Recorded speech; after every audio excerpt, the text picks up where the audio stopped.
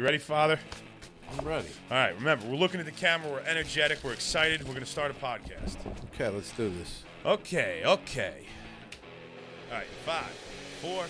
What's going on, you guys? Welcome to It's Real to Us, the wrestling podcast. I am Anthony the Mark. And I am Tony the Father. And we can take these headphones off. We don't need them anymore, Tony. Oh, we don't need them? No, we don't need them. We just got done watching the September 2nd edition of Monday Night Raw, and we're going to talk about everything that happened. And Tony, I think it only makes sense to start with the Judgment Day and the Terror Twins, because that feud took over Monday Night Raw. We saw Damian Priest, 7 times throughout the show? I saw Damian Priest way too much tonight. He did promos. He was wrestling. He was running to the ring to save people. So, the Terror Twins are a big part of the show tonight. They were basically the show. So let's start with how Monday Night Raw began, and that was Monday Night Mommy, Rhea Ripley, welcoming everyone to the show, and she was immediately interrupted by Dominic because Rhea was making her desires for the Women's World Championship known. The title, she never lost, Tony. She wants to get it back. So Dominic came out. He said, Liv's not here, but she ain't afraid of you. She'll give you your match. And then it was all a ruse because Liv Morgan attacked Rhea from behind. Rhea ended up getting caught in the ropes, similar to how Damian Priest got caught in the ropes at Clash at the Castle. Liv Morgan, without hesitation, pounced on Rhea Ripley and attacked her leg. This caused Damian Priest to come out to chase Liv Morgan and Dominic Mysterio away. But Rhea looked like she legitimately got hurt for a minute there, Tony. She did. She did get hurt. Liv Morgan, I give her credit. Rhea's bigger, stronger. And after what happened in Bash at Berlin, they right back Monday night. They want to go right with it. So Rhea, she's definitely onto it now. So they got to maybe change their plan up a little, how they're going to attack her and Damian. But, it was it was a nice little promo to start the show. I am curious to see if WWE continues this Rhea Ripley injury angle going forward, because let's be honest, Damian Priest, Rhea Ripley, they've been dominant. You look at their win at Bash in Berlin, it was 5-on-2, and they had no problem picking up a win. So if the playing field is going to be even, so to speak, I think Rhea Ripley's going to have to be, kayfabe hurt for Liv Morgan to have a chance to successfully retain the title whenever they fight, Tony. This is just Triple H's way to carry something forward, like what he's doing with Drew and CM Punk. So if you put an injury on Rhea, maybe you can kill a couple of weeks, or she's not ready, whatever it is, or maybe it's a disadvantage now that the Judgment Day could take an advantage of. But I think this is another way by just kicking this down the road right now. So I think you're going to see a lot of Judgment Day against Rhea and Damian, the Terror Twins, because they don't have anybody else they recruited. So it's going to be 5-on-2 for a while, and they're going to make this work. And, it's new, so it's kind of fun to see. So Dominic accepted a match for Liv Morgan on her behalf for the Women's World title against Rhea Ripley. Do we get that at Bad Blood? It feels like the best spot to have that match, right? Yeah, it's got to be at Bad Blood, I would think. Where else are you going to have it? I mean, you could do it on a Monday Night Raw, but Bad Blood just seems like the perfect setting because Liv, Rhea, they hate each other. Yeah. Let's run it back. So it's a month from now. So between now and a month, Rhea's hurt. Maybe the next 2 weeks, there's nothing going on but promos. So they can stretch this to Bad Blood. That's what they're doing with that injury. Because if she doesn't have the injury, how do you stretch this so long?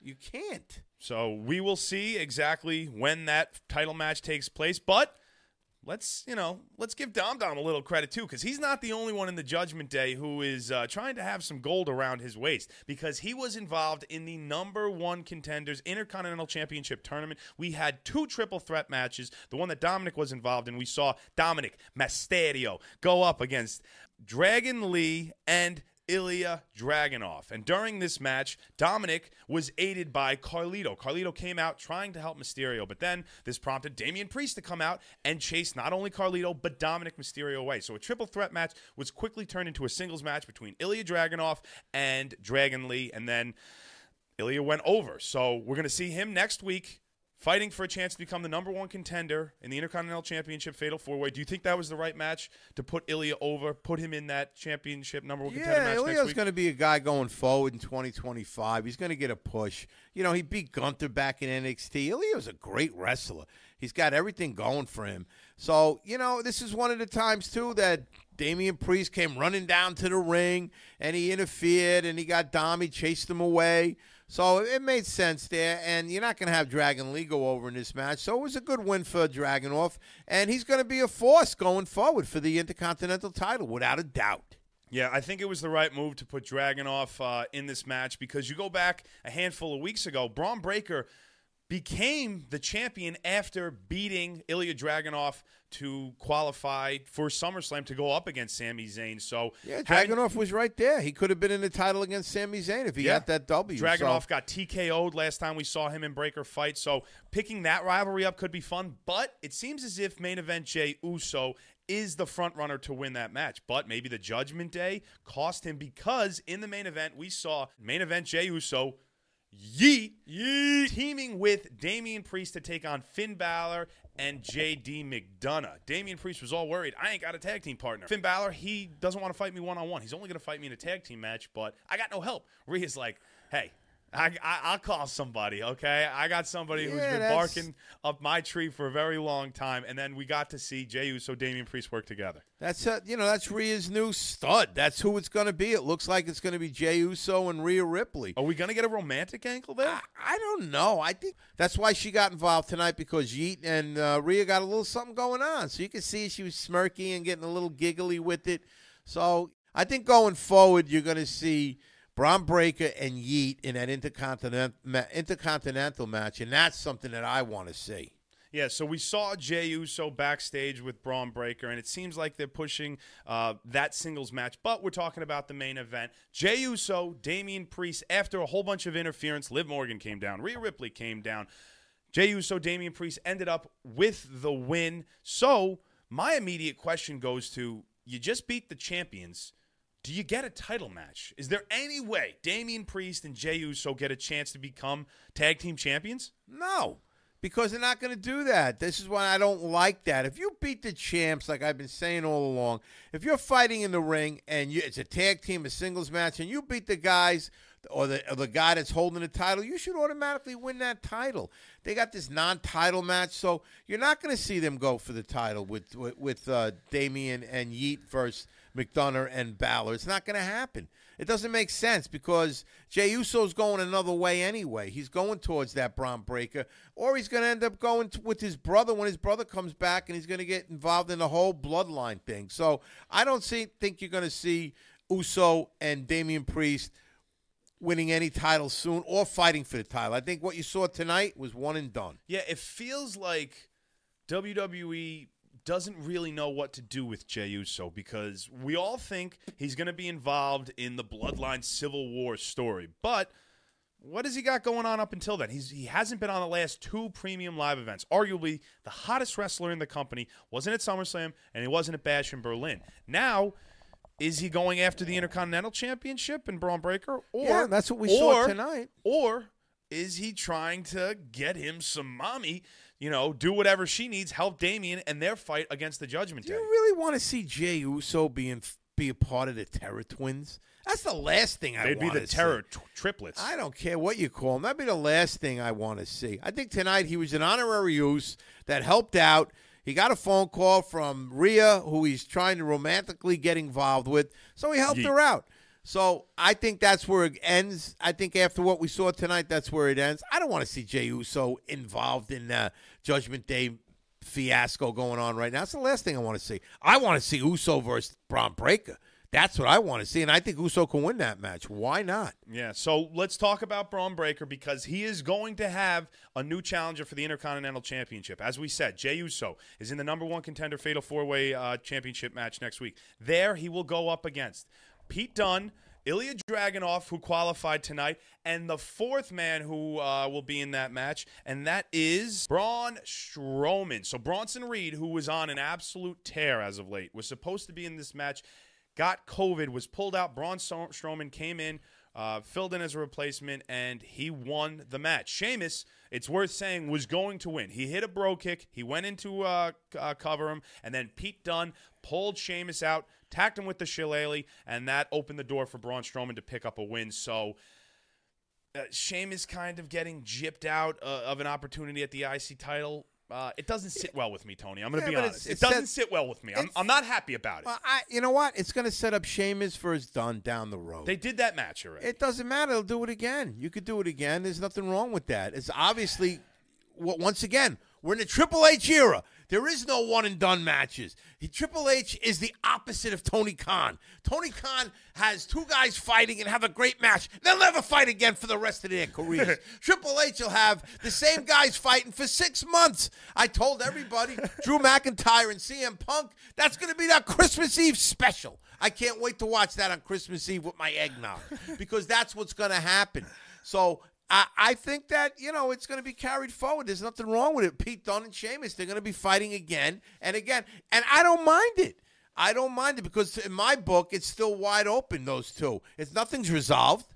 So let's go back. Let's give Strowman a little bit of love here because he took a brutal tsunami last week, which many of us thought he was going to be out of action. Or dead. Yeah, so if you missed the match, Bronson Reed, he jumped off of, I don't know, the ledge in the parking lot. It jumped off the Strowman wall. He was on top of a wall. And Strowman was on the car. The car exploded, and then Strowman was back tonight, probably as a fill-in because, like I previously mentioned, Bronson Reed was out with COVID. So Ilia Dragonov, Braun Strowman, Pete Dunne, Jey Uso. Next week on Raw, winner goes up against Braun Breaker. I think without a doubt that's going to be a match that's going to come down to two guys, Dragonov or Uso. Yep. Completely agree. That's where it's going to end in that match. And either guy that wins is going to set up a nice match with Braun Breaker. He's got history with Dragonov Breaker. Uso now is getting in his face, what you saw tonight. I personally want to see Uso and Breaker. I love that match. And I think it's a coin flip. Everyone's like, oh, Braun Breaker just got the title. They're going to keep it on him. You know what? Why? Braun Breaker's a young guy. He's just coming into his own. He just left NXT. He can lose the title quick to Uso. There's nothing wrong with that. He can get the title back next year or the end of the year. No chance. Why? I don't mind it. Chance. I don't mind. Why do you have to have the same guy hold the title month after month? It's not that you have to hold it month after month, but this is a young guy that they are positioning to be a big part of the company going forward. Having his first championship reign, his first singles run on the main roster be short will hurt his long-term credibility. He won the title. It's not short. He won the title. There's nothing wrong. And then immediately lost it. He didn't immediately lose it. He won a title a month ago. Wrestlers will say this, too. It is so much harder to keep a championship than it is to win a championship. Yeah, but I look at it like he's young enough he could take losses now. What do you want to do? You want to elevate Gunther? You want to elevate Cody Rhodes? You want to elevate Braun Breaker? So we got all these guys that are going to hold titles for 6 months. I don't want to see that. That's the Triple H way. But you know what? You have that on this typical title, the Intercontinental Champ with Braun Breaker. If he's fighting Uso or Dragonov, would you be upset if either one of them took the title off of Breaker? No, not at all. So what is Braun Breaker? He's the golden boy? I don't think so. Well, he is golden with his face color, but I don't think they would do that. I could see him losing, and then again, I could see Braun Breaker winning. But it's a nice match because you don't know who's going to win. I don't like this just because he just got the title, he's got to keep it now. So no matter who he goes up against, he's going to win. I don't buy it. I don't like it. I'm sorry, I don't like it. I understand where you're coming from. I like your take. I just think we have a little bit difference of opinion, but that's what makes wrestling great. So what do you think? Let us know who you think is going to win the Intercontinental Championship, #1 contender Fatal 4-Way. Next week, we are at It's Real to Us on X, TikTok, and Instagram. Over on YouTube, we are at It's Real to Us 1. So with the self-plug out of the way, we are moving forward from the Intercontinental Championship to the World Heavyweight Championship picture.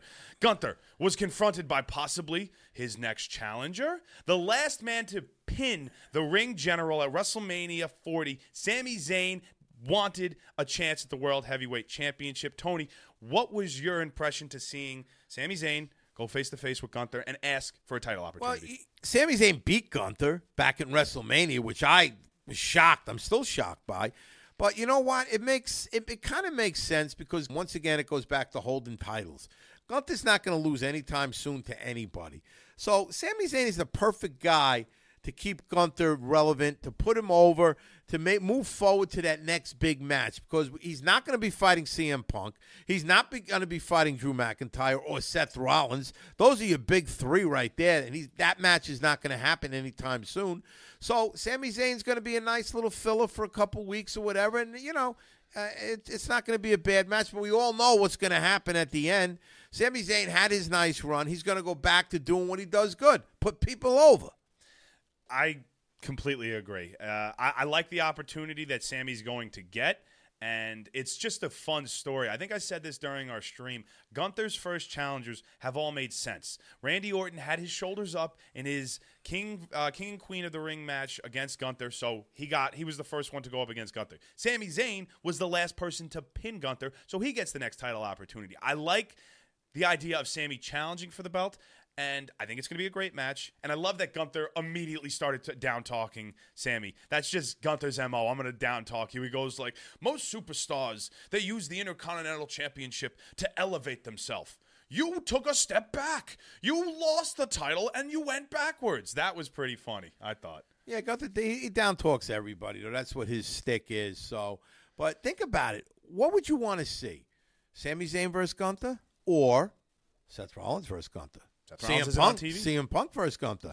Drew McIntyre versus Gunther. So there's 3 marquee matchups there that are going to be coming down the road. Absolutely. We might see all 3 of those someday. By the middle of next year or by SummerSlam, you might see all 3 of those matches have been developed. Look at CM Punk. He wanted that. He was calling Gunther out tonight before he got his ass whipped. Mm-hmm. So Sami Zayn is a nice fit right now. A couple weeks you can kill, maybe to the next pay event. But at the end of the day, Gunther's not going to lose to Zayn twice in a lifetime.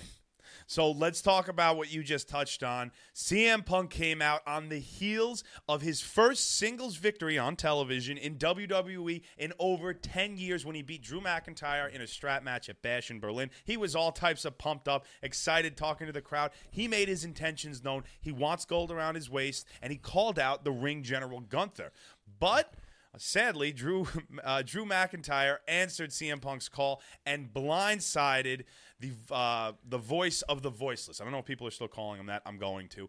And savagely beat up CM Punk. First, there was a claim war across destroyed him tonight. The announce table. Another one in the ring. Then Drew took the bracelet that CM Punk fought so hard to get back off of CM Punk's wrist. This has been the focal point of their storyline over the last handful of weeks and months. And then Drew broke it. He destroyed it. And then he took the little pieces of the bracelet and he put it in CM Punk's mouth and he made him eat it before hitting another Claymore. This, Tony, was the moment that this feud needed to keep it going for a couple of months in my eyes. What do you think? Yeah, it's been 8 months now. When was the first? You sound lethargic. Let me tell you something. They started this match. They started this feud at the Royal Rumble.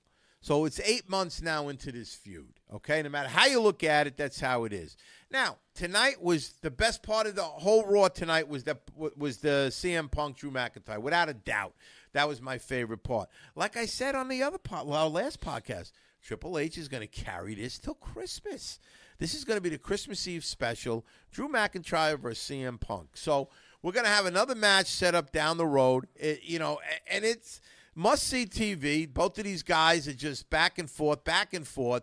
Now we got the bracelet match. He made him eat the bracelet tonight. That was awesome. It was awesome, but, you got to admit, though, come on. It's definitely great what we're watching, but you don't think it's a little carried out too far at this point? A little bit? I think it is. Because we're going into now October before this is settled. And even now, coming out of into October, is it going to be settled in October? Possibly not. So what are they going to do with this? I don't know when it's going to end, but they've got to put it to bed sooner or later. Did I enjoy it tonight? Absolutely. It's CM Punk, it's Drew McIntyre, 2 of the best wrestlers, 2 of my favorite guys. But it's a little much now. I want to see it end one way or another. One of these guys has got to get the upper hand. Hopefully this next match will do it. And let the winner go to Gunther, or let them both go different ways now. I got to be honest, I thought that this was perfect. I thought that Drew versus CM Punk, the feud had been dragging a little bit, and that we were getting a little hung up on the bracelet. Taking the bracelet out of the equation, having Drew destroy it, adds just an extra layer of disdain that Punk will have for McIntyre.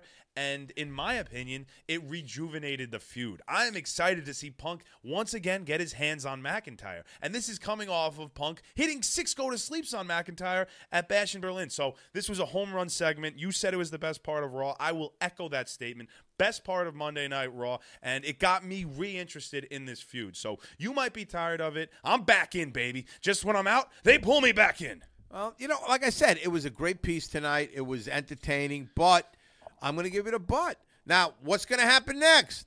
Drew McIntyre is going to come out on the mic. He's going to do a promo, and CM Punk is going to hit him from behind. We all know what's going to happen. So I'm saying it's on and on and on and on. It's just enough. You got 2 great wrestlers, CM Punk and Drew McIntyre. You can't think of anything. You can't come up with any of the ways these guys can go at this point. You can't put an end to this feud. You wanted to carry it for a whole year? No, they're going to put an end to a feud. Inside Hell in a Cell, bad blood. We've been calling it for months. That is the send-off this feud deserves. So I hope we get it. We'll see if we do. But for now, let's talk about everything else that happened on Raw, starting with American Made defeating the Alpha Academy in a 6-person mixed tag tornado match. This was a very fun start to an in-ring part of Monday Night Raw. We started with a promo from Rhea Ripley, but from an in-ring point of view, this was awesome, okay? A lot of fun. Maxine Shine, Tozawa, Otis, the Creeds, and Ivy Nile. Ultimately, the heels went over, a match they desperately needed to win, but everybody looked good. And then after the fact, Chad Gable called out the Wyatt Six for an 8-person mixed tag team match next week in a street fight. So, Tony, I know I just threw a lot at you. Talk about whatever you want, either the match or Uncle Howdy, just whatever. Well, first of all, I'm going to give a shout-out to Maxine Dupree. You know what? She's always, every week she's there. She's a pretty face. She doesn't do nothing. She looks timid. She actually was great in the ring tonight. She did some great moves in the ring. She went over the top rope. So good for you, Maxine Dupree. It was nice to see you wrestle tonight. The match itself was a very good match. I thought it was, back and forth a little bit, but it's something that, I don't know. The Wyatt Six is what you wanted to see tonight. You knew the Wyatt Six was coming out after that match. You know Alpha Academy is not going to do nothing much anymore. What is Alpha Academy going to do? Where are they going to go? What angle do they have? There's nothing there. So what we're going to see now is the 4-on-4 with the Wyatt Six versus American Made. We're going to see the 4-on-4 going forward, which is going to be kind of cool. But I'm a little worried, like we were talking about this before, I'm a little worried about the Wyatt Six going forward 6 months from now. Yeah. Are they going to be entertaining enough? Are you going to lose those goosebumps? Yeah, I already lost the goosebumps. Bo Dallas has really got to he's got to elevate his game, and he's got to become that Bray Wyatt character, the Fiend. Bo Dallas, when he was talking tonight, when Uncle Howdy was speaking tonight, it was Bo Dallas's voice. Remember when Bray Wyatt spoke? When he did the Firehouse Funhouse? And then you saw him when he was the Fiend? It was 2 different characters. Bo Dallas has got to elevate his or it's got to evolve. The Uncle Howdy character needs to evolve into its own character where the voice is different, the persona is different. And I want to see a little more Bo Dallas and Uncle Howdy, just like Bray Wyatt did. The same type of thing. Because going forward 6 months to now, I don't know if this is if it's gonna appeal to everybody, because that shock factor, that goosebumps, I didn't get that the last couple times I saw the Wyatt Six. So maybe it's me. I don't know.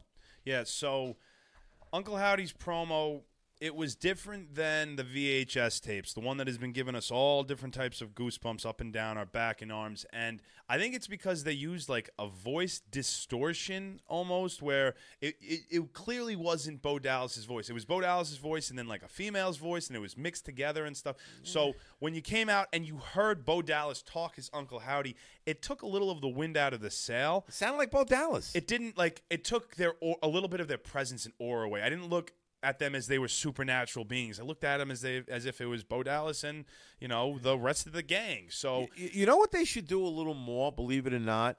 Less wrestling and more terrorizing. More showing up in the dark Chad and doing something devious and backstage making someone bloody than physical wrestling in the ring. They got to go back to, I think, a little more of that dark period, or before it was evolved into who they were. that shock factor. I want to see more of that and maybe a little less wrestling. Yeah, they got to kill Chad Gable again. Yeah, they got to do something like that. Now, he just beat Gable. Didn't he just beat Gable at last week? Last week. So now, once again, where are we going with dragging it out? We're just going to make. Why are we going to drag this out? Because you're going to drag them out, the Wyatt Six. You're going to lose that shock factor. I would have loved to see tonight, no Gable, and maybe they show up in a clip, and there's a different wrestler there or something. Somebody else now that knew this on the radar. And then go back to Gable maybe a week or two from now. I don't know. It's just, once again, they're carrying this out, carrying it. And I think with the Wyatt Six, you really got to be a little shocked and scared, because if not, it's going to lose its appeal. I'm telling you. I worry that you could be right, but they're still awesome. I'm wearing the Wyatt Six shirt for a reason. It's great, but I'm just saying, I'm thinking 6 months from now. I'm not thinking next week. What do you want the Wyatt Six to be, dissolved in 6 months? No. Well, me neither. That's why I'm saying it needs to be brought along the right way. It needs to be developed and nourished the right way. And I don't think what they're doing right now is the right way. I think the issue is I don't think WWE really knows what direction they want to go with the Wyatt Six, so they're kind of just dragging out this, American-made feud while they figure out what's next. But that's why I'm saying, remember I said this months ago, I hope we don't see them every week. I don't need to see the Wyatt Six. The more you see the Wyatt Six, whether they're in their characters or they're wrestling, the less you're going to get that goosebumps, the less you're going to get that shock factor, that, wow, what are they going to do next? When are they going to pop up? That's what the last couple of times I've seen them, that's what they're missing. And that's all about storytelling, and they got to get a little bit better with that. Or in 6 months, you're not going to have a Wyatt Six. So we'll see what happens with the Wyatt Six. We got an 8-person street fight next week. It'll be fun to see Abby the Witch using a kendo stick. That's what I'm hoping for. Let's talk about what else happened on Raw. Zelina Vega lost to Shayna Baszler after Pure Fusion Collective's number game got the best of Zelina. She lost. And then after the fact, she found herself at the receiving end of a 3-on-1 beatdown before Lyra Valkyria came out and attempted to make the save. Unfortunately, though, the numbers game for PFC was just too strong. Pure Fusion Collective cut a promo pretty much calling out anyone on the roster, saying that if you step to us, we're going to put you right down. Then later in the night, we saw Lyra and Zelina talking backstage. Man, we got to even these numbers. And it seemed as if Lyra had an idea of someone who could help them. Tony, any idea who that wrestler might be? No, I don't. You think? Who was it? I don't know. I we were talking during the show. Could it be a Raquel Rodriguez? Oh, yeah, that's what we were talking about. Raquel Rodriguez. That would be a nice fit because she's big and powerful, and that's what they're going to need to go up against KFC, whatever the hell they're called. Whatever the hell they're called. KFC. What did you call them? PFC? Yeah. PF Chang's? Make it a 4-piece. Yeah, whatever they are. Yeah, give me 2 drumsticks and 2 wings. But you know what? Raquel Rodriguez would be a super fit in there if she would come back. Hopefully, she was sick, but hopefully she's healed up and stuff. But I got to tell you, I love Zelina Vega, and I don't care what anyone says. She is great on the mic, great wrestler. She doesn't get her due. She's put over. They did a month ago, they put her in a squash match. Tonight, she's in this great match. All of a sudden, it ends. And I like to see Zelina get a nice little push because I think she's incredible. I think Zelina is good too, but going back to maybe somebody who could help even the playing field, I like Raquel. I think that's a fun pick, but she's dealing with MCAS, which is mast cell activation syndrome. She's sick. It causes your skin to break out in red hives. I don't know if she's cleared to wrestle, so that could still be something hindering her coming back to the ring. So if it's not Raquel, how about Becky Lynch? We all know the history between Lyra and Becky, so maybe Lyra makes the call and gets the man to come back. I don't know. I'd love to see Becky back. Yeah, I'd like to see her back too, but I don't want to see her coming back in that role. You think that's no? You want to see Becky come back as the man, Becky Lynch, right to the top of the ladder to be a dominant force in the women's division, not to come back as somebody that they need to help. I don't like it. I think Raquel would be perfect for her if she could come back. If it's not them, maybe like you said, she's in Canada, maybe Natty.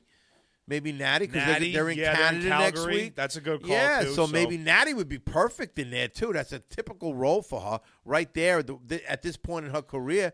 So I'd like to see something like that. So we'll find out, though. But, you know, I'm glad we got a shout-out for Zelina Vega. I love Zelina. Just back to Zelina. I love Zelina. Just give Zelina praise. Her ring gear is always great, too. Yeah, she's great. She's All right. awesome. We'll finish talking about the women's tag team match between the Unholy Union and Damage Control after the presence of the now new women's tag team champions, Bianca Belair and Jade Cargill, made their presence at ringside. The Unholy Union were able to, I don't know, kind of cheat to get a win over Damage Control. I didn't like seeing Io Sky take the pin. I'm not going to lie. No. And now they're the new #1 contenders. So I thought after Bash at Berlin we were done with the Unholy Union. I thought they were going to go back to NXT. I'm not a fan of them. I'm sorry. It's going to be another match between Jade Cargill and Bianca Belair. But you know, I was surprised. I wanted Damage Control to get a nice little push. I thought tonight would have been a perfect thing for Damage Control to win that match. And now it sets up Damage Control versus the two big, Cargill and Belair. Oh my God, that's the match I want to see. I don't want to see the Unholy Union. What are we setting us up for, a triple threat or something? I don't know. I don't like it. I just didn't like the book. I'm sorry. I didn't like the book. I completely agree. This is an anti-Unholy Union podcast. They're good wrestlers, they're but great. Yeah, they're good wrestlers. I don't know. They don't do it for me. You know, Jade Cargill and Bianca Belair versus Damage Control. That, to me, is a match. Reads a lot better off the card and marquee. So what do you think? Do you agree with our takes? Do you disagree? Let us know. Reach out to us. You can find us on X, Instagram, and TikTok at It's Real to Us. And on YouTube, we are at It's Real to Us 1. Thank you so very much for watching. I am Anthony Lamar. And I am Tony the Father. And it's been a long day. And I am glad that we're finished because I want to go to bed. And we will see you next time on It's Real to Us, the wrestling podcast. Good night.